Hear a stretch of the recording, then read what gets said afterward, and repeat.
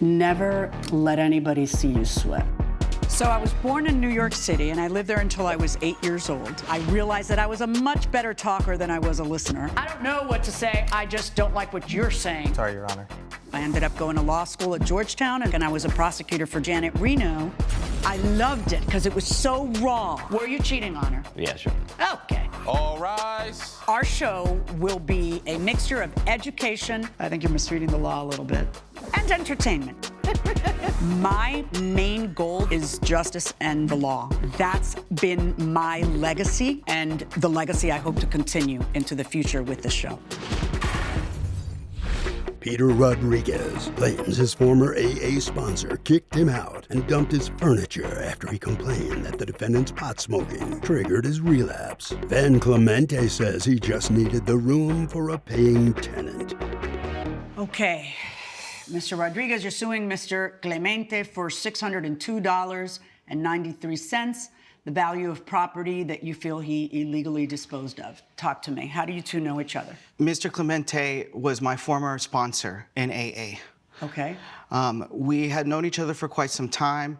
What's quite some time, more or less? Well, in my recovery, I had been in and out of AA for about a year. And we had been going to the same meetings. So we knew each other, we started getting to know each other pretty well for about 6 months. And at that time, after that 6 months, I had hit one of many rock bottoms.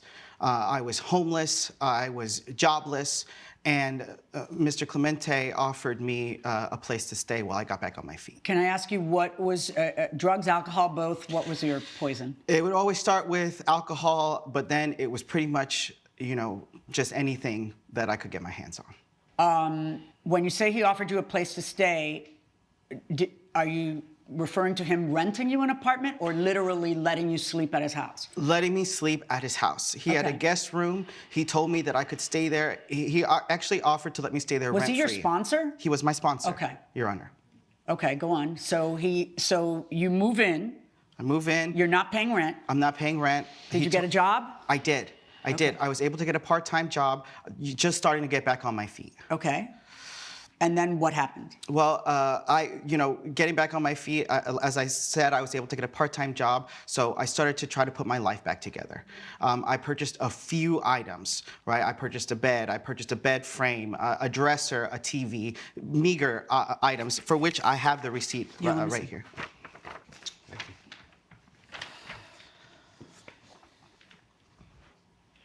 Okay. So go on. So I'm there for a couple of weeks, and I start smelling marijuana. My first thought is not that Mr. Clemente is smoking. He's my sponsor, and as you know, that relationship between a sponsor is very important. It's built on trust, and a sponsor is a beacon of hope of sobriety. Right? That's part of the reason why I asked Mr. Clemente to be my sponsor. He had been already sober for about 2 years when we met. So, So you smell marijuana. I smell marijuana. I don't immediately confront him. I don't know what to say. What do you do?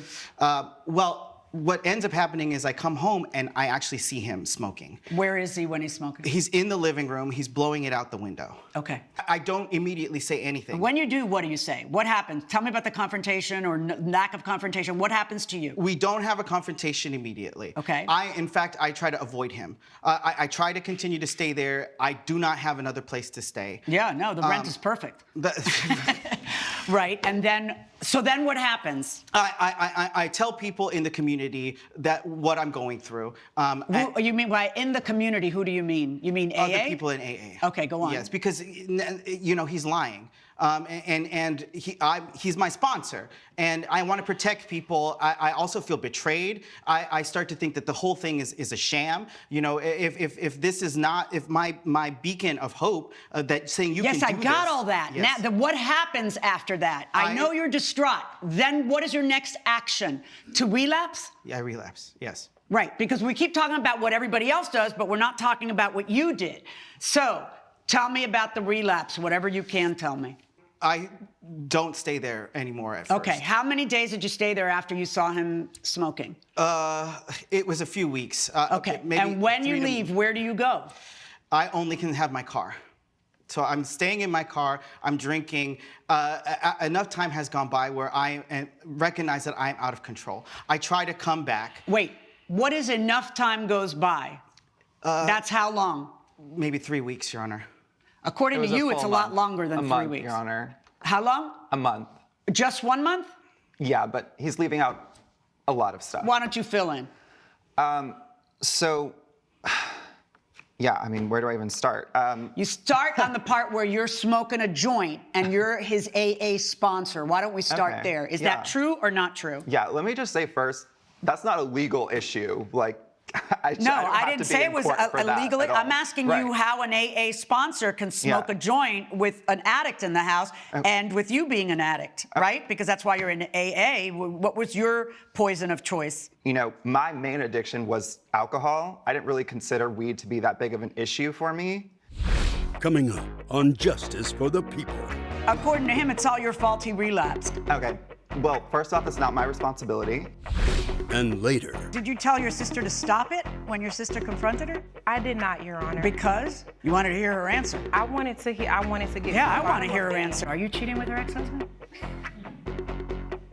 Oh, Lord. if you'll be in the Los Angeles area and want to bring your case to court, call 1-888-552-6878.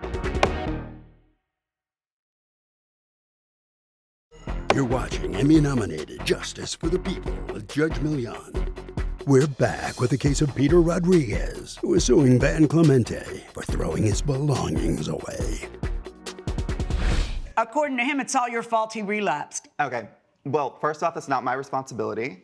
I was trying to help him. He disappeared. He relapsed. He was off doing crack, meth, whatever he was doing. And then a month later, he shows up at my door, and it's 7:30 Wednesday night. I'm making dinner, some pasta or something, and I hear him banging on the front gate of my house. He's banging on the gate, yelling, "Let me in, let me in." And I had changed the locks on the gate because I didn't feel safe. Okay, with so he him didn't have a being out key there to, anymore. all right. By that point, so it's a month later, according to you. What efforts had you made to find him? When you say he was nowhere, tell me what you did to find him. Just as an AA sponsor, I'm asking, what did you do? Just tell me factually what you did. If it's nothing, just say nothing. I'm just trying to figure it out. I mean, I called him. No answer. Straight to voicemail. Did you Seemed text him? He's not very responsive over text. Okay. And so to be is the completely answer to that honest- then no? You didn't text him. I just answered. Did you text him or didn't you? No. Okay. To be honest, I It's was fine. mad that he had ratted me out to everyone else. So, I don't. you Yeah, know, I got you. I didn't try that hard to find him. But again, that's not my job, and I shouldn't have to be in court for that. Okay. But anyway, other people. What'd were you looking do for with him his as well. furniture? So after a month, he came back and he was trying to basically break in. He was saying, "You better let me in. I need to get in." And I was like, "No," because Was he high when he was outside your? Yes. Okay, go on. He was belligerent, aggressive, yelling. I didn't want him to come in. He was like, "I'm breaking in," and he kicked down my gate. He broke the handle of my gate and got in. And then he came up to the front door. I did not let him in. I called the police once I saw he got into my front yard, and they came and arrested him in front of my door. So he didn't make it in. And then after that point, I actually, during that time, lost my job as well. And so I needed to find someone to help me pay the rent. So I found a paying roommate. They When moved did into you the do that guest- in this continue? Point A is when he leaves. A month later is when he comes back. When Yeah. in that continuum did you get a roommate? After he tried to break in. Oh, and I okay. realized So he was not after coming that, back. you get a paying roommate. Yes. All right, go on. Yeah, I get a paying roommate to move in because I need help with the rent, and his stuff was in the way, and no way to reach him. I didn't want to reach him. I felt unsafe, didn't want to talk to him. So I got rid of his stuff. A tenant moved in. Then 3 months after that, after he tried to break in, I had blocked his number at that point because I didn't feel safe, didn't want him to be able to contact me. He emailed me 3 months after the attempted break-in, and Did you have his email address? yeah, but I didn't think to block him over email. So he emailed me. It was a very nice letter written out, and he said he had gotten his stuff together, and he was he wanted to meet with me for coffee and apologized. So I said, okay. So we went Saturday morning, met for coffee, and he asked about his stuff. that's what I told him. It's not there anymore. I had to get a paying roommate, lost my job. It's not there. And I'm sorry. I mean, so you're here suing a guy who let you live in his house rent-free for how long? I was only there for a couple of weeks before I came in on him. How long, smoking weed. according to you, was he living there rent-free? It was 3 months. 3 months. Yeah. Oh, that's a big difference. Your Honor, it's just not true. Okay, but here's a guy who is willing to let you live in his house rent-free. You blame your relapse on him. AA is about taking responsibility and accountability. I understand, Your Honor. Okay, and so you've come to court to make him pay, even though this is the guy who let you into his home to live rent-free. I just want to make sure I'm picking up what y'all are putting down, right? Understood. Yeah. All right, here's the deal, though, Mr. Clemente. You got a problem. And the problem is you live in the great state of California. Every state has different laws about abandonment, okay? In most states, after a month that somebody doesn't pick up their stuff, have at it. Do what you want. Sell it for a profit. You can do whatever you want. That's most state laws, not California, okay? You have to give notice. Not like a landlord, because I agree, you're not a landlord. He's living at will. He's a guest in your house who left stuff. So the standard is lower for you than it would be for a landlord. In this friend situation, you have to still reach out to them and say to them, you have 2 weeks to get your stuff, or however many number of days, or I'm getting rid of it. So that you could do that by text. As soon as he ghosts you and he's gone, send a text, and then you've got the text to show me. You have his email. Send an email, and then you've got the email to show me. And then I would say, hey, too bad, so sad. But you didn't do any of that, so my hands are tied, and I have to follow California law on this. And my verdict in this case is for the plaintiff in the amount of the $602.93. Your Honor. All rise. Judge Milian has ruled in favor of the plaintiff. The defendant owes $602.93. Any last remarks for each other? No, sir. I hope you're happy. Coming up, She allegedly is having an affair, even currently, with my ex, or soon-to-be ex-husband. you're watching Emmy-nominated Justice for the People with Judge Milian. Linda Jones claims her friend raced off after a Thanksgiving dinner argument and backed over her decorative mailbox. Brenda Payton says she was just trying to escape the drama and didn't see anything in her rear view. Okay, Miss Jones, you are suing your former good friend, Miss Payton, for $400.53. Tell me what happened. She ran over my mailbox at Thanksgiving dinner, so. Why don't we start at the beginning? How long have you known each other? Since middle school. Oh, okay. Yeah, so we've known each other for a very long time, and we had somewhat of a disagreement at Thanksgiving dinner, and What was the disagreement about? Well, my sister confronted her in regards to my husband. Yeah. Meaning? Meaning she allegedly is having an affair, even currently, with my ex, or soon-to-be ex-husband. And what exactly does your sister say? She basically asked her if her car was parked in the driveway or in my husband or ex-husband's driveway a few nights prior to Thanksgiving. Did she say she had seen it? Yes, she did. And what happened when she... Her and a few other people actually Okay. said they saw So it. did you tell your sister to stop it when your sister confronted her? I did not, Your Honor. Because? You wanted to hear her answer. I wanted to get Yeah, to the I want to bottom hear of her things. answer. Are you having an affair with her husband? course Ex-husband, not. ex-husband, ex-husband. Can't hear you. Of course not. Coming up, I get to my car and I get out of there. The only thing I made sure I didn't do was hit somebody's car. I didn't have time to look for a mailbox. you're watching Emmy-nominated Justice for the People with Judge Milian. We're back with a case of Linda Jones, who blames Brenda Payton for running over her decorative mailbox. What did her sister say to you? Her sister says that she saw my car there, and I said to her sister, well, if you saw my car, why didn't you take a picture? Because if it was my sister, I would took a picture.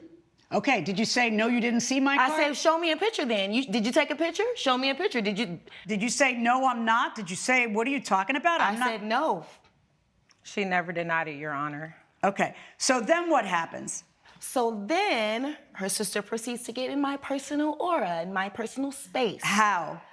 Well, for me, if someone is within arm's length, if someone comes within like your fingertips, you're technically in my aura. And she does that while she's yelling at you? Yes. Okay, and what do you do? Well, kind of not run out, but I definitely, it wasn't a walk. Was anybody chasing you? They were following me. Who's they? Her and her sister were following She me. came out too, just waiting to see what you're gonna say? Yeah, she was, I think she was trying to calm her sister down from, you know. Were you trying to calm your sister I don't know what was down? really going on. I was trying to calm her down, but I also wanted answers. Yeah. But you know, I don't blame you. I'd want answers too. I just wouldn't. I think they were drunk. stage it I wasn't during drunk. Thanksgiving dinner. How many other people were at the house? A lot. Yeah, whose day was either ruined or titillated, one or the other. So you get to your car, and what happens? I get to my car and I get out of there. The only thing I made sure I didn't do was hit somebody's car. I didn't have time to look for a mailbox. I don't know what you're saying. Did you hit the mailbox? I didn't have time to look to see if I hit a mailbox. Well, no, you So just. she had. What did she sorry. do? She had time to. I don't care about time. Look What for did she cars, actually but end up doing? Did she She hit the my mailbox? She obliterated my mailbox. Okay. Did Vehicular she? manslaughter of my Did she mailbox. put it in reverse and back into your mailbox? Yes, absolutely. Judge Milian's verdict when justice for the people returns. You're watching Emmy-nominated Justice for the People with Judge Milian. Do you have any proof of the value of the mailbox? Because you're suing for $400.53. I do have an invoice. Here you go. Is this the replacement mailbox? Yes, it is. Let me ask you, Ms. Payton. I don't have time to make sure I don't hit something. Of course you have time. Just don't hit something. I don't get that. Well, I mean, How do you figure you're not going to have to pay something for the mailbox? well, I was under duress. They were following me, but it was two of them and one of me. I mean, I had my car. Yeah, you're inside your car. You're safe already. All you have to do is not hit anything. Right. And so I didn't know what they were charging at. I didn't know what was going on. I Okay, just so knew it's I called needed an to- accident. Right. Right. I don't think you did that on purpose. But if it's an accident, you also have to pay for it if it's your fault. Get it? So, yeah, you're going to have to pay for the mailbox. All right, I'm ruling in favor of the plaintiff in the amount of the $400.53. It's an accident. You didn't do it on purpose. But are you cheating with her ex-husband? Oh, Lord. Are you? All rise. Judge Milian has ruled in favor of the plaintiff. The defendant owes $400.53. Any last remarks for each other? I say no to your next invitation. Don't worry, you won't be getting one ever again. Exit this way, please. Make sure you grab all of your belongings.